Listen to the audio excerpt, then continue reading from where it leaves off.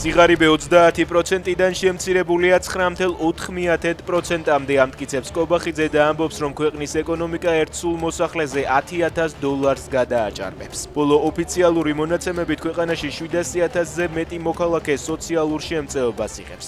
საქართველოში ყოველი მესამე ბავშვი სიღარიბის ზღვარს ქვემოთ ცხოვრობს. კობახიძე კი ამბობს, რომ სახელმწიფო მოწოდების სიმაღლეზეა. ფაქტზე, რომ ოცნების პოლიტიკური ნაბიჯების გამო საქართველო ევროკავშირს დაშორდა პასუხისმგებლობას არც კობახიძე იღებს და ამბობს, რომ ყველაზე დიდი ევროპული გაერთიანება საბჭოთა სტანდარტების დონეზეა დასული. სუპერმარკეტის თანამშრომლებზე ჯგუფურ ძალადობაში ბრალდებული ჯაკო ჩარკვიანი პოლიციაში გამოკითხვაზე თავად მივიდა. ინფორმაციას თაკო ჩარკვიანი ავრცელებს და წერს, რომ მისი ძმისშვილი არც ერთი წუთით არ დამალულა. ბრალის წარდგენის მოლოდინშია ჯგუფური ძალადობის ორგანიზების გამო დაკავებული ოცნების პროპაგანდისტი მანჩო გიორგობიანი, რომელიც გუშინ გეკა გელაძეს ემუქრებოდა.